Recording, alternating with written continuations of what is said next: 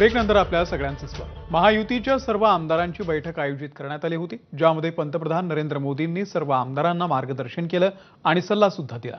जनतेपर्यंत पोहोचा, जनसंपर्क वाढवा, महायुती म्हणून काम करताना समन्वय ठेवा, यासोबतच आपल्या आरोग्याकडे सुद्धा लक्ष द्या, असा सल्ला पंतप्रधान नरेंद्र मोदी यांनी आमदारांना दिलाय।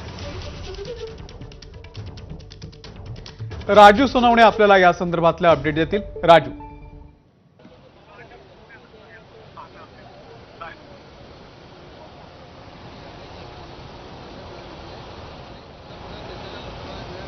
राजू, पंतप्रधानांनी नेमका काय सल्ला दिलेला आहे सर्व आमदारांना?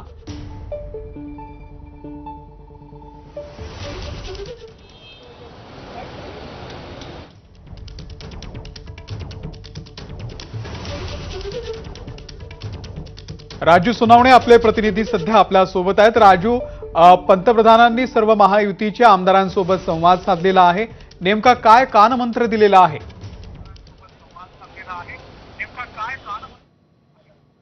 अगदी पाहता आपण पंतप्रधान नरेंद्र मोदी आज मुंबई दौऱ्यावरती आहेत आणि पहिल्यांदाच पंतप्रधान जे आहे ते महायुतीच्या आमदारांसोबत मंत्र्यांसोबत जे आहे ते संवाद साधलेला आहे। आपण पाहतोय की भाजप, राष्ट्रवादी आणि शिवसेना या महायुतीच्या आमदारांसोबत संवाद साधलेला आहे आणि जवळपास 2 तासाहून अधिक वेळ जे आहे ते संवाद साधलेला आपल्याला पाहायला मिळतोय।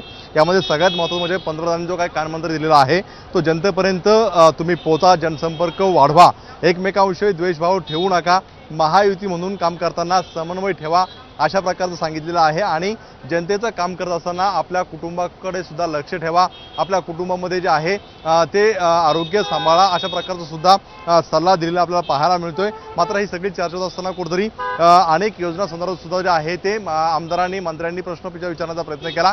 मात्र आज फक्त आपण कुटुंब आणि लोकांशी कसा संपर्क ठेवायचा या संदर्भात बोलू असं सांगितलं गेलं आपल्याला पाहायला मिळतंय। खरं तर देवेंद्र फडणवीस मुख्यमंत्री यांनी सुद्धा 5 मिनिटं जे आहे ते आपलं मनोगत व्यक्त केलेलं आहे आणि त्यानंतर पंतप्रधान जे आहे ते जवळपास 2 तासाहून अधिक काळ आमदारांशी संपर्क साधलेला आपल्याला पाहायला मिळतोय।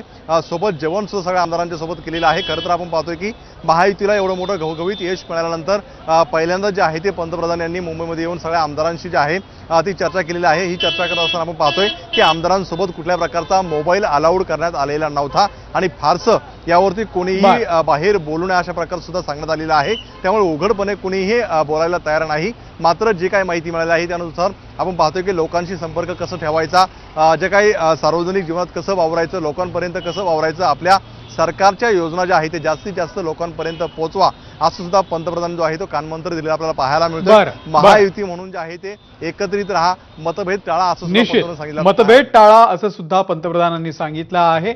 धन्यवाद राजू दिलेल्या माहितीबद्दल। इकडे नांदेडमध्ये नीटची तयारी करणाऱ्या 18 वर्षीय विद्यार्थ्याला पोलीस कर्मचाऱ्यानं